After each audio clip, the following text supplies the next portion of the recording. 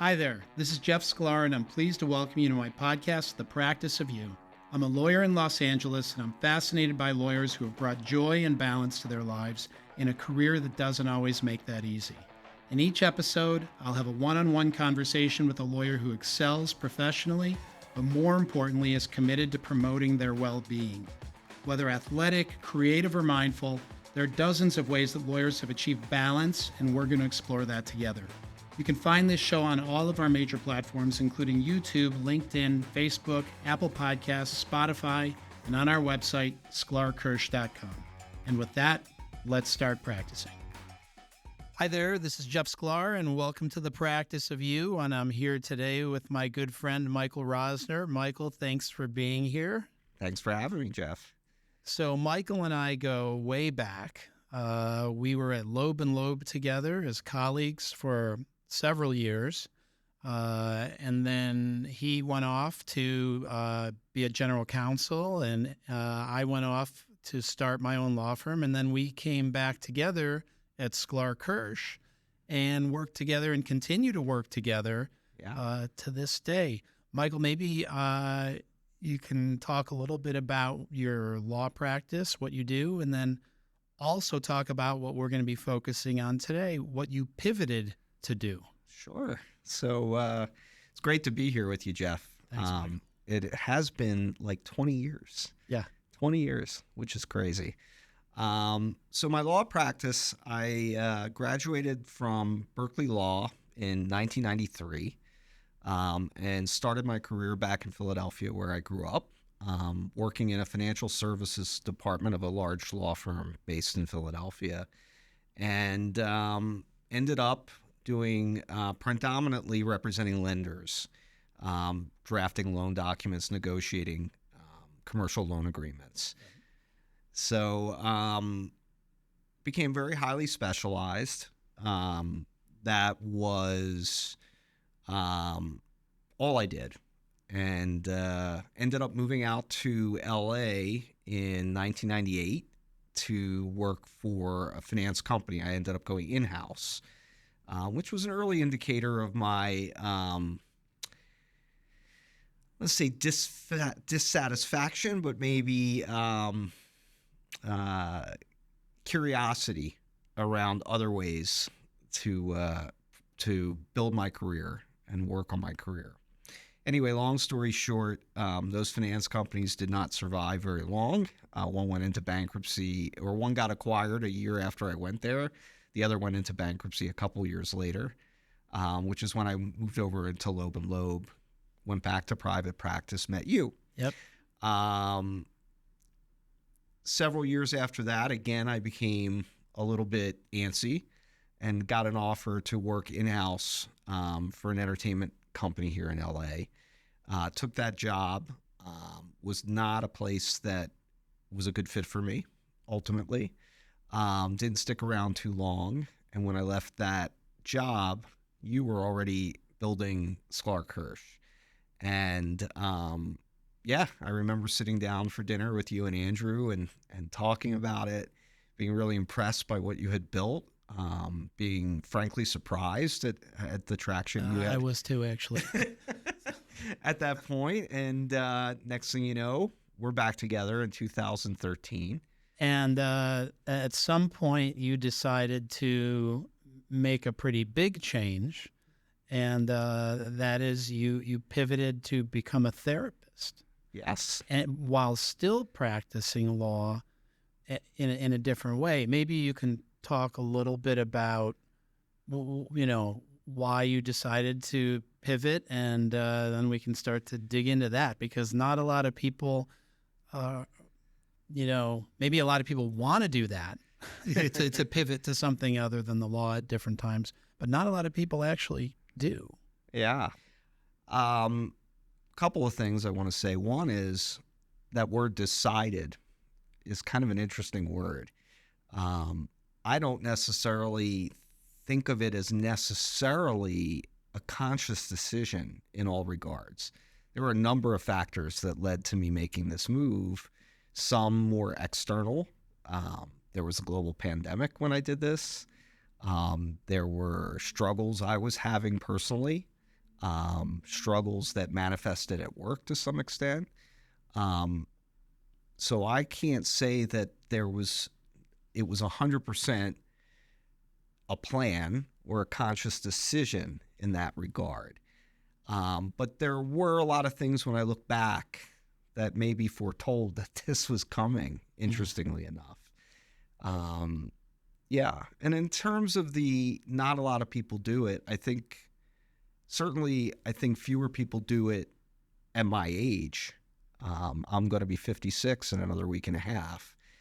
And happy birthday almost. Thank you, Jeff. And so I didn't do this until my 50s. This happened. I went to school to get my master's for this during the pandemic. So this was, fairly late in life change. So when you started doing this, first of all, how did you arrive on being a therapist? And what was the first step? I mean, if there was no conscious decision, I've decided to be a therapist. And by the way, I understand what you mean. Sometimes it's like, well, maybe I like that. Let me dip my toe in. What was the dip the toe in moment that then became put the whole foot in and out dive in? Well, I heard a couple of questions. Yeah. There's the what was the toe dip moment. You also asked me what sort of made me choose that. Yeah. And I think they go hand in hand. So I'll start with the latter, what made me choose that. Frankly, it's really interesting. I find myself talking to my clients a lot about this because a lot of my clients are struggling with these sort of career issues or more existential. What am I doing with my life? How do I find fulfillment in my life? And for me, there had been a nagging question as to I'm not super fulfilled and happy doing what I'm doing daily in the law anymore. And I would come home to my wife often, lying in bed at night, having those late night conversations. I don't know what to do. Looking for her to answer the question for me, really, as I think so many of us do in life. Mm-hmm. And of course, she would say, I have no idea. You got to figure that out. Which led me to start to really, there was some method. One was I was in my own personal therapy, but I then also hired a second therapist who specialized in sort of career counseling. And I did a battery of tests, personality tests. You've all experienced those. But the biggest tool she gave me was she just had me sit down and write what it was, the days that I found more satisfaction in my job. What was it about those days that I liked? And what it came down to was I really liked the counseling elements. I kept saying I really enjoy, now that I've started doing executive compensation deals, talking to executives who were struggling with do I move on from this job? Do I take this other job? It was very personal to them, as opposed to dealing with bankers who are moving money from one company to another and aren't so invested in it. There was a very personal. Yeah, you were always very good at dealing with executives and counseling them. That's what it was. I also started to think about what I had gotten from my own therapeutic journey. Was a big component. I remembered that I loved psychology classes in college. It's interesting. Jeff and I were speaking before this about Jeff's passion for journalism, and I had a similar response that how do I make a career out of that? How do I make enough money? So psychology in college was always sort of like it was fun, but it wasn't going to be a career. Right. Because of financial, practical considerations. There was, actually, to be fair, there was more than that. There was financial considerations. There was also a lot of stigma. Remember, I went to college in the 80s. Not everybody had a therapist in Philadelphia in the 80s. In fact, you would think of therapy as something, how do I put this? In those days, are you suggesting that it just wasn't as widely accepted Wasn't and as maybe had widely a as negative accepted. connotation? There was a negative connotation. with it, So, right. the ego thing was tough to digest doing something like that as well. And I wasn't willing to make that leap at that time. I also came to realize that I do a lot of work with people in some 12-step programs, that I would find myself waking up on a Sunday morning, happy to talk to somebody for 2 hours at 8 a.m. on a Sunday morning, and yet finding it very hard to wake up on Monday morning to go to my job, which I found very interesting. You mean while you were in training to be a therapist and practicing law? Even before that. This was sort of how I came to doing what I'm doing. Got it. It really became about not thinking about it so much, but paying attention to what felt right. Why it was I could get up at 8 o'clock in the morning and spend 2 hours talking to somebody about their problems and enjoy that, and struggle to get to work. Something was out of balance. That was an indicator. Thinking through my issues, I was never going to get there. Got it. If that makes sense. So, one thing that I wanted to talk about is the idea of the first step. Yeah. To me, that, we're very good at, not just you and I, but I think everybody is, at rationalizing why something isn't a good idea. Certainly lawyers are very good at that. We can come up with a million reasons why something's not a good risk idea. Managers. That's what we do. Although I think the best lawyers, at least the clients, feel if you can then present what would be a good way to achieve their goal. Sure. But in talking about this, you're talking about going from a legal career, which, whether you focus on the ego aspect or you focus on the financial aspect, it seems to me it would be easy to come up with reasons why shifting careers might not be a good idea. And those reasons might be heavy enough to stop people from doing it. So how did you press forward, and were you scared to do it? Terrified. I would say I was having, I don't know that I've ever been one who's had a full-blown panic attack. I've seen what that looks like on my clients, but I had mini panic attacks almost daily. Even when I first started to sort of take the thought seriously, let alone take an action, I would feel that recoil. There was a lot of fear. Look, it took me 30 years of practice to actually make this move, which tells you something about the fear. I often tell people, because I get this question a lot, how did it happen? I don't want people to think that it was easy, because it wasn't. It was, a lot of pain pushed me there. But to answer your question, the pragmatic steps were, one, I started to allow myself to ask the question. And that's when I got this therapist who helped me sort of really look into it. Number two, hugely helpful, was I have a very supportive family. Really supportive. Yeah, wonderful family. Yeah. My wife, she knows my neuroses and my future tripping. I always tell this story. Before I'd even taken my first class, one morning I think I'm telling my wife, I'm wondering how much it costs to lease a space, to have an office, and how many patients I need to see in order to make that worthwhile to do. She's like, why don't you take a class? Right. See if you like that class. Before you try to budget your practice. I'm 6 years down the road at least. Yeah. And she's telling me, why don't you take a class? And then if you like that class, take another class. Yeah. And if you don't, stop taking classes. That's hugely influential. I thought that was the most genius thing I'd ever heard. Just focusing on the present moment. Just being very present. Yeah. Yes, one step at a time. These are big moves. but they have to, it's that old expression, how do you eat an elephant?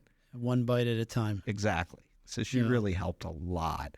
And then I ended up auditing a class at Antioch University. They had a free class you could take on Tuesday nights just to see if you like it. I loved it. I was bummed when it ended. Then I decided to, register for some more classes and just kept putting one foot in front of the other. But yeah, I'm not going to lie. Every day I woke up going, what am I doing? This is crazy. What are people going to think? How am I going to make money? I've got 3 kids who are going off to college.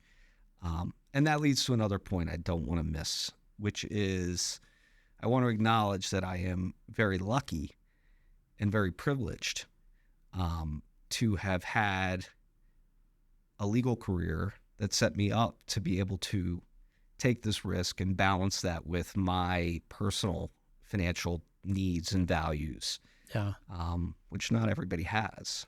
So when you look at your legal career, it's not like looking back and regret or something like that, because in fact, I mean, I know you very well as a lawyer and as a friend. I mean, you happen to be an excellent lawyer, right? So you've had and continue to have, because you continue to practice as well, just scaled back. You have a lot of expertise. You're great with clients, but you just wanted something different. Yeah. Yeah, it's amazing. Doesn't sound that crazy. No, it sounded crazy at the time. Right. Honestly, it was terrifying. But what was terrifying? That's what specifically, when you think back, what terrified you about the decision? Well, it's funny. I've been thinking about that a lot in thinking about sitting down and having this conversation with you.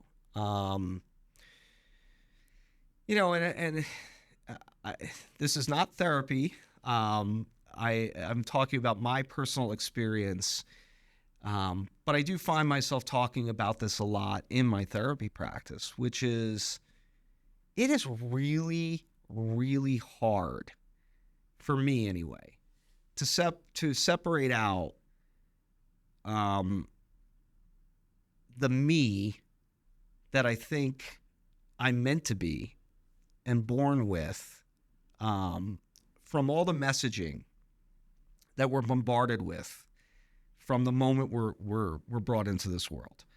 Let me back up.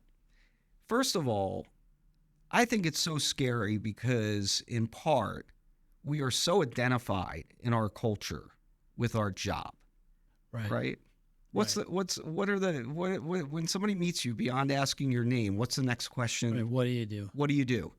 Right? And I wish I could say I'm a fireman, because that's really the coolest job. But in lieu of that, I have to say I'm a lawyer. Yeah. But think about that is the first identity that people concern themselves with in our culture. So this is huge. Think about how much we are identified with our net worth, with our standing in the community, with our profession, with our educational backgrounds. Very easy to sort of,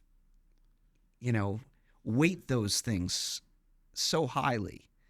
And I have, I grew up in a family where education, money, security, very, very important. And they've been good to me. Those things have been good to me. I feel like I've provided well for my family. I'm comfortable.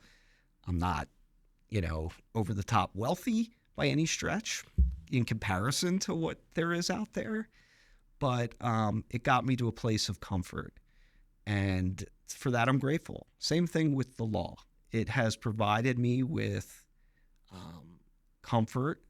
It's provided me with intellectual stimulation. I've made a lot of great friends over the years in the practice. For sure. Have my share of camaraderie, figuring out thorny problems and all that good stuff. It's been very rewarding. But today I'm most grateful for it because it's set me up to maybe do something that is satisfying things that weren't being satisfied. And so you were afraid of, were you afraid of what people were going to think? Were you afraid of, and I guess there's clients and what are they going to think? And then there's your colleagues and what are they going to think? What was going and through my your family? Oh yeah, well, my them mother, too. my father. Yeah. Yeah, of course. What did you think that people would think? That I was crazy. That was the number one thing. You know, which of course was a massive projection. You know, it reflected that I, on some level, thought it was crazy. And again, that was parsing through all the messaging. And it was so interesting. You know, I think I shared with you that I went through this. You could chart back like who I told when and what it reflects about what I was thinking.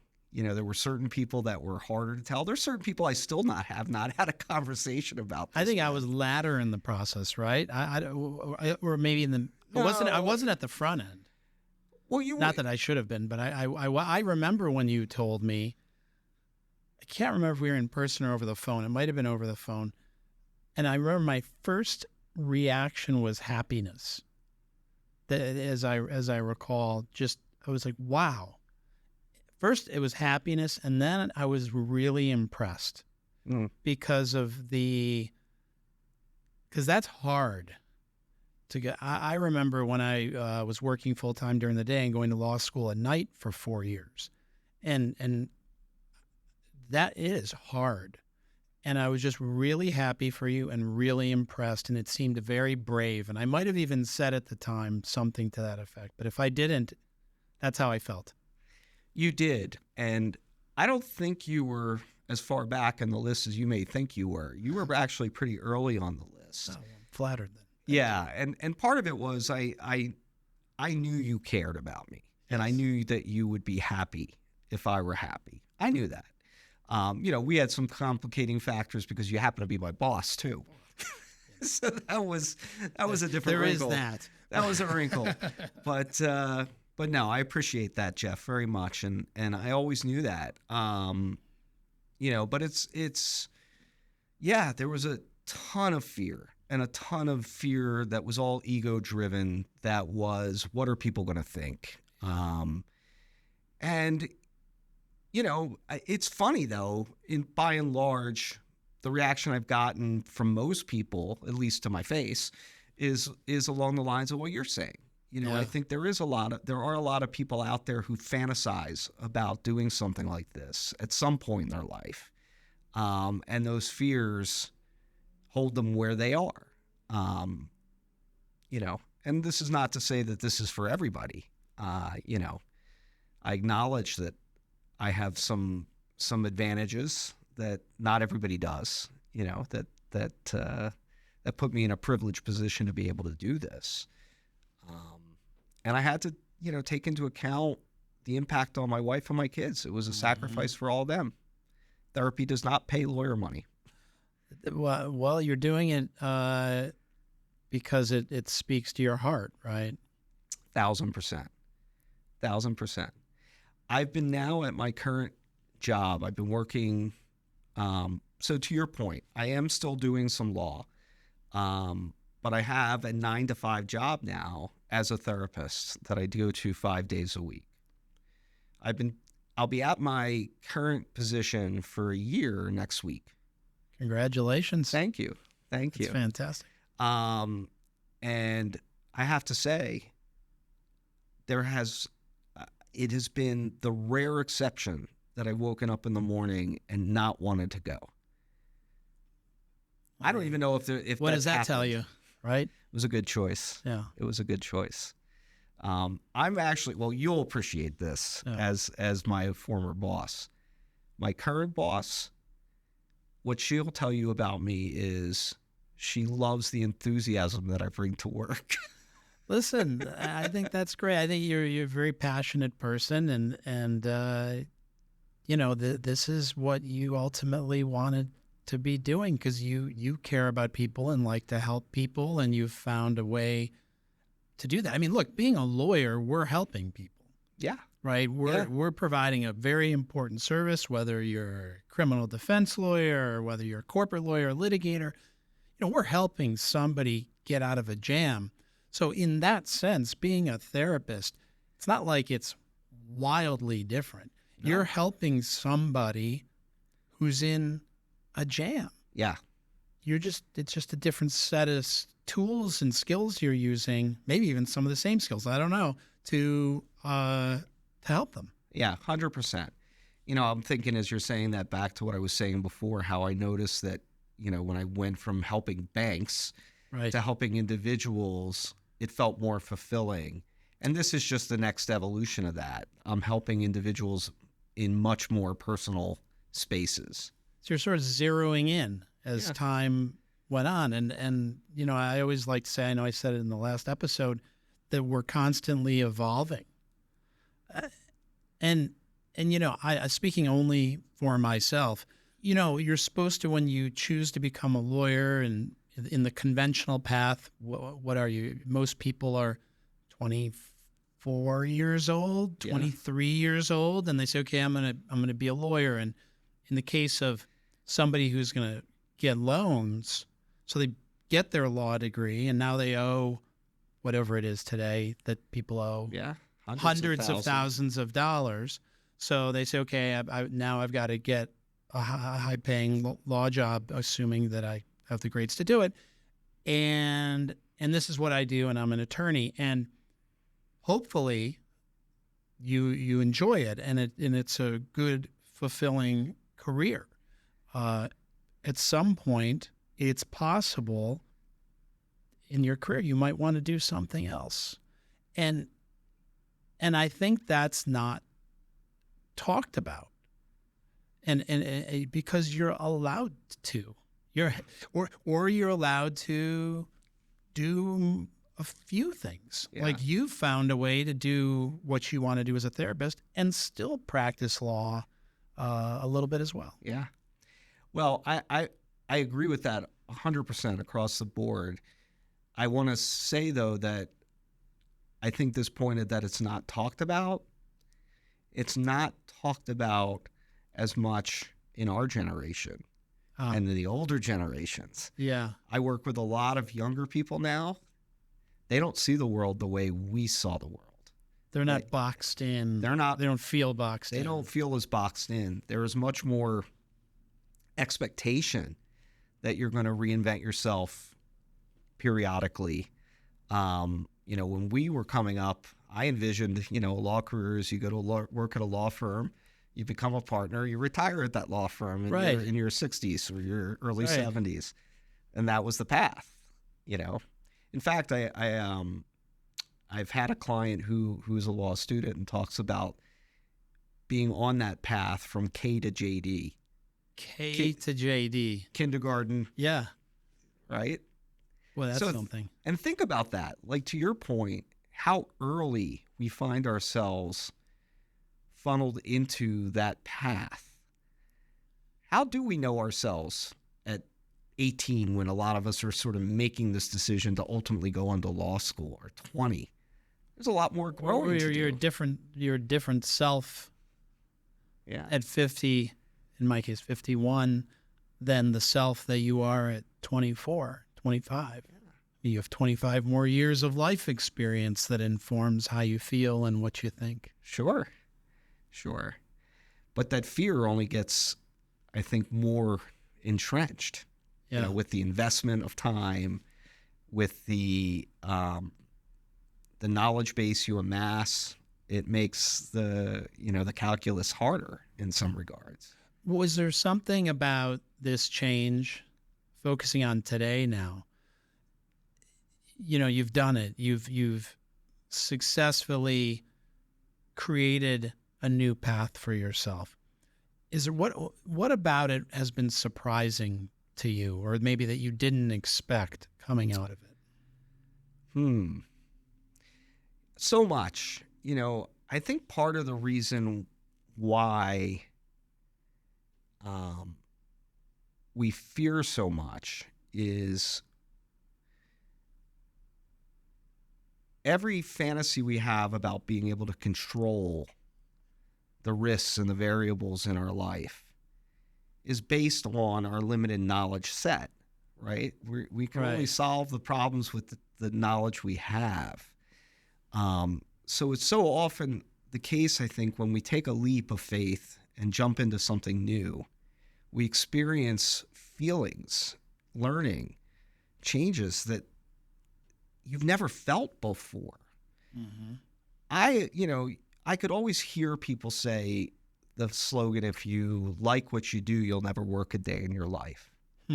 Yeah. But I couldn't feel that. Now I feel that. That's great. And that doesn't take away, though, from your law career. No, it just means for me, it wasn't the be-all, end-all. And by the way, every experience we have teaches us what it is we're looking for. Right. Right? You know, it's that old thing with Edison, when they say you failed 1,000 times to figure out how to make the light bulb. He says, no, I learned 999 ways that didn't work. Right.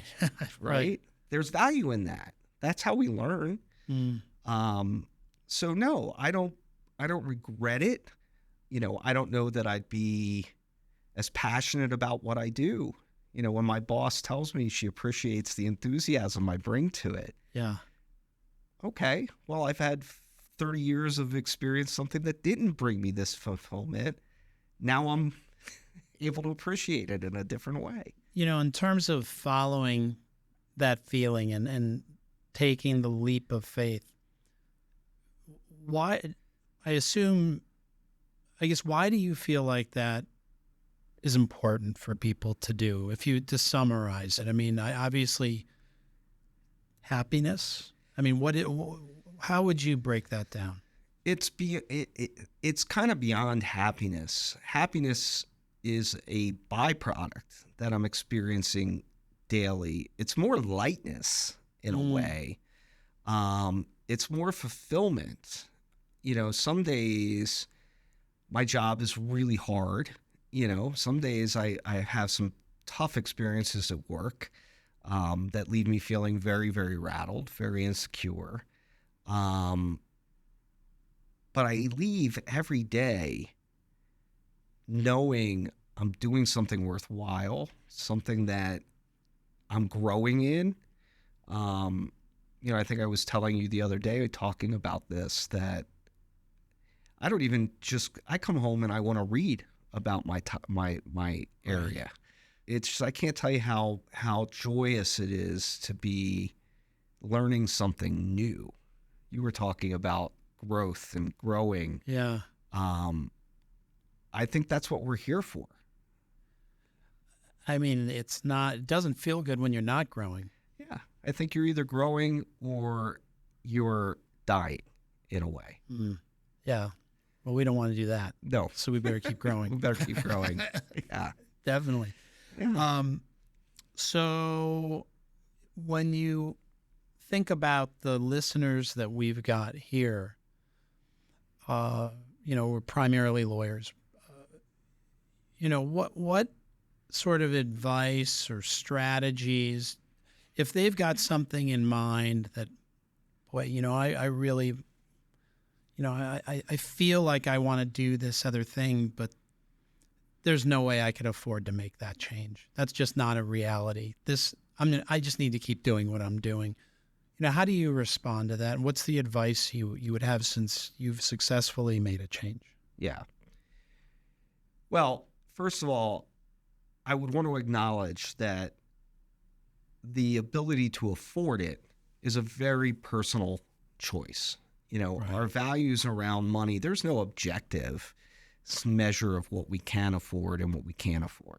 There are certainly people who make do on much less than the average lawyer makes. Pretty Absolutely. much 99% of the population of the world. Right. So there is usually, I think, some fallacy and some maladaptive identification with money going on. You get stuck with your certain lifestyle. Right. You get used to. Right. So, I think there's a lot of work to be done, and a lot of work can be done in therapy. There's my plug. Yeah, right. Around our relationship with money, for one thing. For another, I think what I would say is that, when it comes down to it, often what I tell my patients is reality is life is a whiteboard. You can put whatever you want on it. What is it that's holding you back? What are the fears? Challenge them. Look at them. Be open to looking at them. And I'm not here to bash the law. That's, I hope that's clear. I still practice. I am, Yeah, you help us. I take a couple hours in the morning, and I now pick and choose what I'm going to work on with more discernment and less urgency, which has made the practice of law probably more enjoyable for me than it has been in a long time. Trust your feelings. I think that by and large, as legal practitioners, we are people that tend to be a little bit more governed by our thinking, sort of more left-brained, as they say, than right-brained. I think that trusting your feelings and letting them lead a little bit can help you a lot in terms of knowing what's right for you. At the end of the day, though, it does come down to, I think, fulfillment, what brings you peace, how you're showing up in your life. All right, this is going to sound a little morbid. But one of the things, another exercise that I did that I found was hugely helpful, was I did an exercise about you imagine yourself going to the doctor and getting a terminal illness diagnosis and being told you have a year left to live. And then there were a number of prompts. Would you keep working? Would you not keep working? When would you quit? Who would you want to spend your time with the 12 months left? Who would you want to spend your time with when there's 8 months left, when there's 6 months left? Right. When I did that, and the easiest question to answer was, would I keep working? And the answer was absolutely not. That was a lot of great information. And would you have the same answer? No, absolutely not. Now your answer would be what? Now my answer would be, I don't imagine myself retiring. Right. I read an article when I was in law school. There was a woman here in town who was a much beloved therapist who died last year or 2 years ago at like 104 or 102 or something like that. Was actively seeing clients till she was 99 years old. That's amazing. And that's how I feel. Like I would probably, cut the client list down to a more manageable number and, work with the clients that I really find fulfilling to work with. But that's a huge shift. That's what I meant when I said, I didn't know what that could feel like. Do you wish you'd done it sooner? I don't think I could have done it sooner, honestly. I think it happened when it was supposed to happen. We haven't even really talked about the impact of the pandemic on shifting my perspective and what was possible and what isn't possible. It shifted your perspective on what's possible. Why? I think, finding ourselves suddenly having a very different relationship with work in terms of going to an office, threading into my day things that brought more joy and balance into my life, having the freedom to pick up my guitar for 15 minutes between calls, or that wasn't available to me when I was going to the office. It just changed the way I thought about everything. Just imagining how the kids were doing school differently and also I think, again, not to make this too morbid, but the lack of control that I think we all felt when the pandemic hit and we thought we were all going to contract this deadly disease, and we're Lysoling our groceries and wearing, protective gear, everywhere we went, sort of brought a lot of perspective. That sort of, you hear people talk about when they've gotten terminal illness diagnosis or someone they love dies suddenly. It was very, it changed perspective as to what was possible. Powerful. Did for me anyway. What else would you want to cover or say that we haven't touched on? There's a million places to go with that. All I can tell you is that for me, the feeling of fulfillment that I'm getting, probably even more so than happiness as a byproduct of that, is gratitude. It's helping me heal in terms of relationships that maybe there were resentments that I had, frankly, including you and I, right? In some respects. I don't want to make this too personal, because it is for an audience, right? But that feeling of not regretting my legal practice, right? That's a shift. And I think that's born of the gratitude I feel now. Yeah. And I do think that, I don't want to start getting mega political and meta on us here, but I do think it's a problem that we have more globally. And I do think that if people are able to sort of find that inner fulfillment, everything around us goes more smoothly. Mm-hmm. Our relationships, our communities. And I think gratitude as a practice, in my mind, and I'm continuing, that's why it's a practice, because you continue to work on it. Gratitude, when you have it, really wipes away a lot of other negative feelings. And if you find, in your case, you have gratitude for your legal career. Yeah. It's done so much for you, including get you to where you are now. Or maybe it didn't get you there, but it positioned you so that when you were ready, you could do it. And that goes for everything. I find even in my worst day, if I can remember to have gratitude, it will almost instantly wipe away whatever I'm not feeling good about. Yeah. And by the way, it's even better to share that gratitude with somebody else if you can. Yes. When our cup runneth over, I think that's the natural byproduct of it, which is, I guess maybe what I'll close with is that to some extent, one can judge making a move like this as selfishness, as selfish in a way, that we're so concerned with our own personal fulfillment, da-da-da-da-da.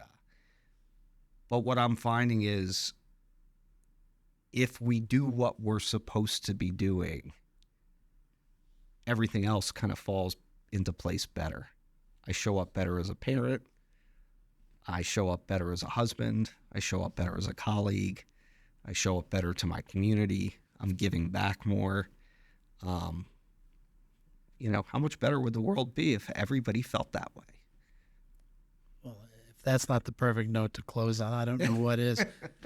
Michael, thanks for joining us. And, I love you, and we've had a fantastic friendship and working relationship, and I look forward to continuing that for many years into the future. Yeah, this is where I think it was all headed, Jeff. There you go. Right here. Right to this couch. Right to this moment. All right. Thanks very much for joining us, everybody.